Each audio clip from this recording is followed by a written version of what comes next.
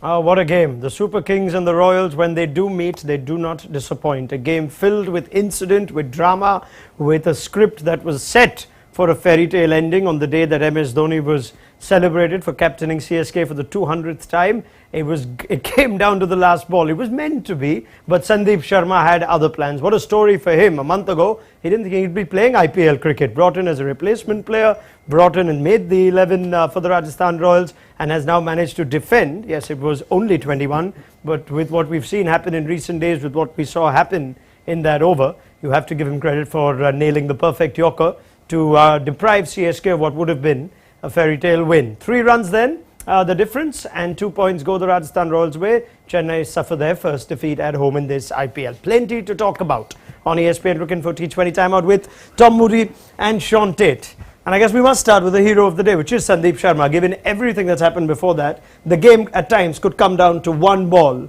and whether it's executed right or wrong, and the conversation changes. Tom, someone who's worked with Sandeep Sharma, knows him quite well. A, you must be pleased for him, and B, how good was that he nailed that last ball yorker? Yeah, very, very pleased for him because, as you quite rightly said, he missed out on not getting picked up the original auction, which he was disappointed with, and understandably, because he's got a phenomenal record.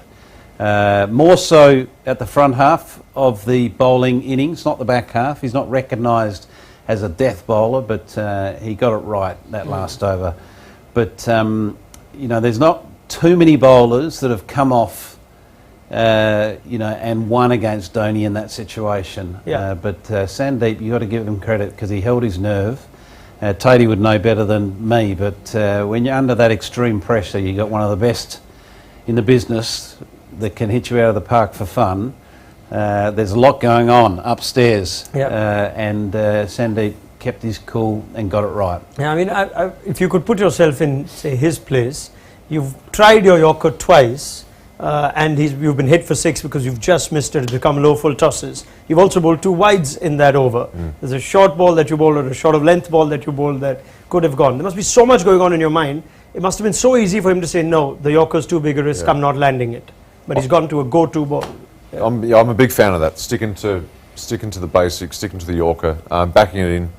Yeah, you're right. The easy option is to just bowl length because it's an easy ball to bowl. It doesn't often work, but I think the fact that whatever he bowled before that, at the end of the day, it's just one delivery that makes him a hero tonight, and that's the yorker. So, yeah, happy for him because normally, more often than not, it does go the other way. And the batsman, even if whatever the batsman's done beforehand comes in and hits 6 off the last ball, he's the hero. So, to me, it's almost whatever he did in that over doesn't matter, sort of thing. And the one thing that matters is the last ball. Yeah, it also is perhaps nice to note that yesterday, Andrik Noke, even though he ended up on the losing side, Sandeep Sharma, just the yorker is perhaps a forgotten ball at the death because of the prowess of the batters these days. But with what we learned from Yash Dayal the other day too, you almost think it's time to bring it back into fashion, even if you missed the first couple of times. I think I'm a big fan of just continuing to back it in and obviously practicing at training. And the more you do it in the games as well, the more you get used to it and stick to it. I think too often in T20 cricket nowadays, bowlers you see halfway through an over, captains coming in or senior players coming in and completely different plan in place, and it still doesn't work often. I think just stay with that skill and just get better at it. I think the other thing is Moods is saying he's a new ball bowler. I wonder how often he's actually been practicing or how much he's been practicing his yorker at training. Probably not a great deal, maybe. Well, no, to be fair to Sandeep, certainly my knowledge of working with him, which was for a number of years, he is very thorough with his prep. So he'll go through his usual routine because he's really a new ball specialist. But he will always bowl his death stuff. So he bowl his wide yorkers, his straight yorkers. So he's very thorough with it. So it's not a coincidence that he got it right. But I don't think he would have bowled under that pressure before in his career. And he's been around IPL cricket for a long time. But with the new ball, he's a little bit more familiar because he can get the ball to swing both ways, and he's got that good knuckle ball. But you can forget about swing at that stage of the game. You can forget about your knuckle ball. There's one ball you need to get right, and the margin of error is about how much with Dhoni because he can get underneath. He's one of those few batsmen that can get underneath a missed Yorker that's missed by about 4 inches or so. Yeah. I mean, most of the teams Sandeep Sharma has played in, you think there were bowlers who bowled the 20th over. Sandeep had a different role. So how often this has happened, it would be rare, it would be unique. And he was the choice of the captain. They could have gone Kuldeep Sen, they could have used Jason Holder differently and not given Sandeep that, but they backed his experience. Ravi made the point on air, and I'm sure you'd be pleased with it too. Unlike what we saw with Gujarat and Yash Dayal, there wasn't a huddle around him, too many ideas. There's a bit of a chat. I think Samson came up to him. There was one more player, Jason Holder, I think, just had a quick chat, but it was very quick. After that, he was pretty much left to himself, which is perhaps a good thing. 100% it's a good thing, because it's a hard enough thing to do on your own, but then if you've got 4 or 5 different ideas coming in at different angles, that suddenly think they've got an opinion about how to bowl last over when they haven't bowled a ball in their life. When you've done all your prep, you've done all your planning, and then suddenly, people have got different ideas to derail that. I thought that was very good. And the other thing with Sandeep is he's just short of 30 years old, but he's got a very mature head on his shoulders as well. Right. So he'll know exactly what he wants to do. So that's probably one of the other reasons that wasn't a heavy cluster there, or the cluster that did start didn't hang around for long, because he would have been very precise and clear with what he wanted to do. Yep, fair enough. But we must talk about how that game was suddenly brought alive, and it was in vintage Dhoni fashion, at least vintage of the last few years, where Dhoni loves to nudge it around and take it deep. And Ravindra Jadeja seems to have employed a similar approach in T20 cricket. They fell one hit short. They got 59 of 30 in the end, and they did leave a lot of lifting to do in the last 2 overs, 40 to get of the last 2. If you almost have to think, could they have gone harder in over 18? And sort of what you wonder how Jadeja would have gone about it if Dhoni wasn't batting with him. It would have been a bit different. I think Dhoni, with that cool, calm head, he likes to get it to the last over. I think they talk about how he mentions that often. He goes, just get it to the last over and you're a chance. Dhoni's always been a big one for that. Whereas a lot of guys nowadays, 3 overs to go, you would have seen balls going up, I think, and wickets falling and the game sort of fizzing out. But at least they were there at the end. But I just wonder, seeing the way Jadeja was batting, that Dhoni's influence was huge on him. Could you look at that early part of this partnership, or would you say no? The game perhaps went a bit away from CSK in the overs that preceded that, when it didn't seem to happen, when Moeen Ali, Shivam Dubey and Ambati Raidu's wickets fell without a lot of runs being scored. It's very hard to criticise the tactic of leaving it as late as it was, because they're 1 hit away from winning, and our conversation will be completely different. We'd be sort of doing cartwheels in the studio. But I think that particular style is only suited to certain people, and Dhoni's one of those unique players. But I wouldn't encourage that is a template for everyone to follow, because not everyone can hit a ball out of the ground at will, like Dhoni has done historically through his career. Possibly Jadeja could have gone an over earlier under that instruction. Okay, you go a bit earlier, I'm taking this deep. Right. So you got a dual, different roles. Just to try to make that, that last 2 overs not as big a gap as what it ended up. It's not for the faint-hearted, is it? There's very few players and teams that can adopt that strategy. It's been a very successful one for MS Dhoni and Chennai, but not tonight. I'm also curious to know if this was the CSK team of the first few games, where you had Santner, Deepak Chahar, and possibly Hangargekar, or where you had almost batting till 10-11, whether there would have been a difference. Today was the one game where they picked Theekshana, there was no Santner, there was no Deepak Chahar. So if a wicket falls early on, your next batter in is Tushar Deshpande. I wonder if that in any way delayed the onslaught? Yeah, possibly. It's a good point. Possibly that may have been the thinking, but I'd imagine the experience that's out there, they'd be thinking not the negative side of what happens if one of us gets out. They'd be thinking purely about, okay, well, what do we need to do? Where do we need to be at what point? And let's make sure we're there for the last over. All right. Credit to Rajasthan Royals, though. They had done most of the work to stay ahead of the game. much before that Dhoni and Jadeja partnership, so much so that even a fine cameo by both of those two players didn't get them over the line. So let's credit the spinners who once again come to the party. Ashwin and Jadeja, 8 overs, 4 for 52 between them. Clearly the difference. It didn't quite work for all of CSK's spinners, Teddy, but Ashwin and Chahal just seemed to work against left-handers too when Chahal was bowling. Yeah, absolutely. I mean, Ashwin's had a great game, bat and ball really. He's done both sides, but I don't think it's a surprise now. He's he's bowling well. You can see when he's bowling to, especially the left-handers, you can see his confidence and he's on top of them. Yep. I think he's quite an analytical guy. From all, I've never played with him, but he knows each batsman inside and out from what you hear as well. So there's always just that confidence there, and he's bowled really well. There seemed to be dew. There was a lot of ball wiping. Does that even should give us greater appreciation for how they bowled today, the spinners? Yeah, I think there was dew, but I don't think it was to the point where the spinners had trouble gripping the ball, which is when the real issue comes in. There was no sort of sign of umpires looking to change the ball or anything.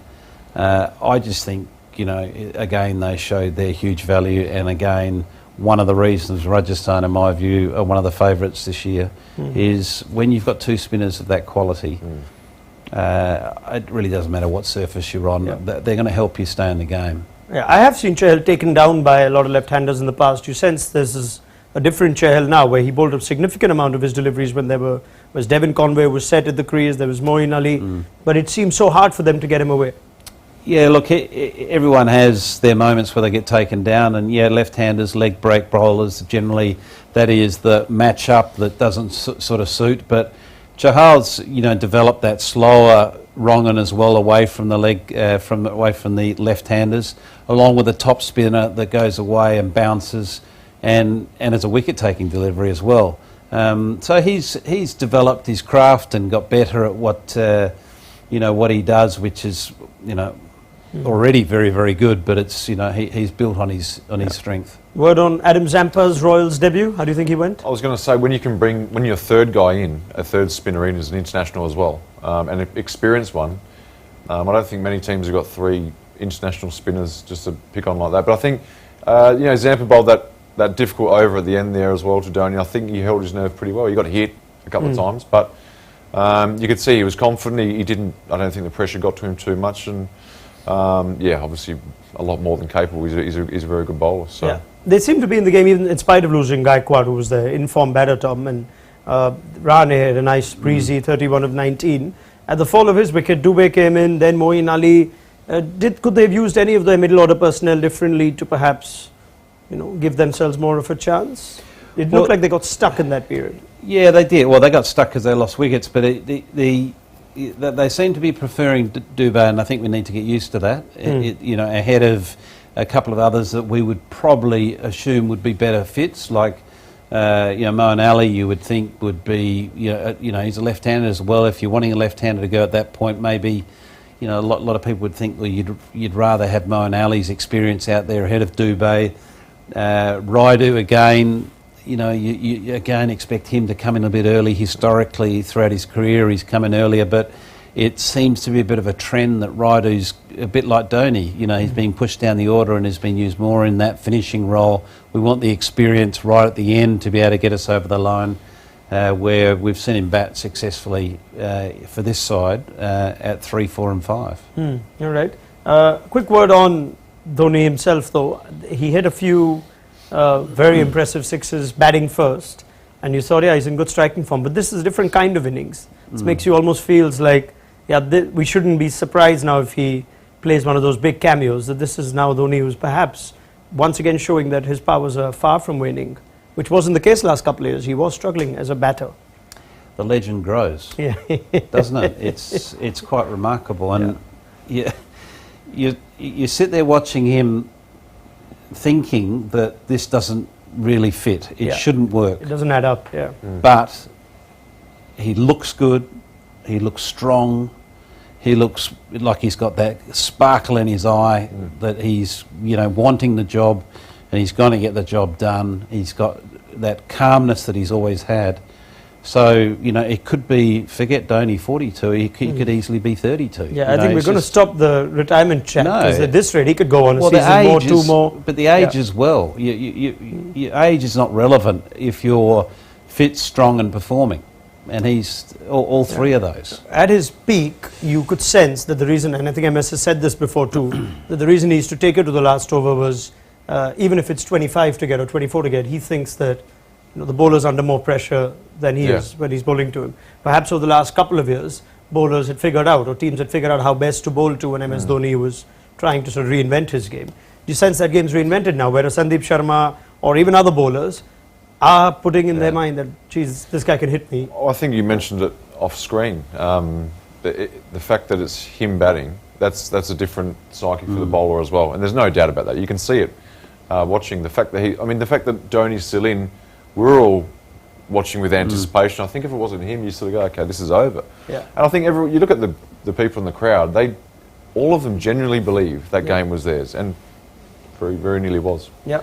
Belief is back. There may not be points in the bag for CSK, but there's lots of belief. I must finally ask Tom Moody and Shaun Tait, in a game that, correct me if I'm wrong, it didn't seem like any team really dominated for a large phase. Even in the first innings with Rajasthan, there were wickets that fell. At the same time, there were curious moves, Ashwin coming up, and yet there was Butler, there was Hetmeyer giving them a push. Second innings too. Yeah. I just wonder what the most significant period of play was, where this game was decided. Would it be an Ashwin teeing off? Would it be Hetmeyer? Would it be the Butler innings? Would it be Dubey and Ali failing to get boundaries in the middle? It's a funny game to almost figure out. Absolutely, there wasn't a lot of moments to pick from where you go, that definitely stood out or whatever. I think it was, I suppose it's more the fact that, and it seemed like Rajasthan, a bit of a jumble with their bowling as well. Even watching us, like, who are they going to bowl? There wasn't, I wouldn't say there's any standout options for the dying overs who they were going to pick to bowl, and they still won the game, which is right. But I think it just comes down to the fact that there were still some wickets in the shed for Chennai to push that game deeper. Tom? I think the difference in the game was the 8 overs from Ashwin and Chahal, 2 for 52. Those 8 overs. 4 for 52. Yes. Sorry. Yeah. That to me is the game. All right. That's the difference between the two teams. Yep. Quality spin bowling from Ashwin and Chahal, while Jadeja was very good. The rest of the spinners didn't quite have that sort of impact, or at least they went for a few, even if they did get a few wickets. So well done to them. We'll wait to see who is official player of the match, because that's a tricky one as well. I mean, Josh Butler's innings now seems an important one, but you had Conway got 52. Would you give it to Butler, or would you give it to Ashwin for runs with bat and ball? Ashwin for me, runs and wickets? Yeah, I think Ashwin. Yeah, Ashwin for me, yeah. All right, fair enough. We'll leave it there. Thank you very much to Shaun Tait and Tom Moody. We've had quite the game. We're getting these last ball finishes now. Tom Moody did remind us it's a long tournament, and we will get them, and now we're getting them every day. We look forward to one tomorrow then, between Punjab Kings and Gujarat Titans. Look forward to your company then on ESPN Cricket Info T20 Timeout. Do have a look at the mobile app. It'll have you covered with post-match chat, analysis, reactions from both camps as they look to take away something from this game. It was a night that almost had the fairy tale ending for MS Dhoni, but it was a terrific game and 2 very important points by Rajasthan Royals, who continue to advance as pre-tournament favourites for a lot of people. We'll see you tomorrow. Good night.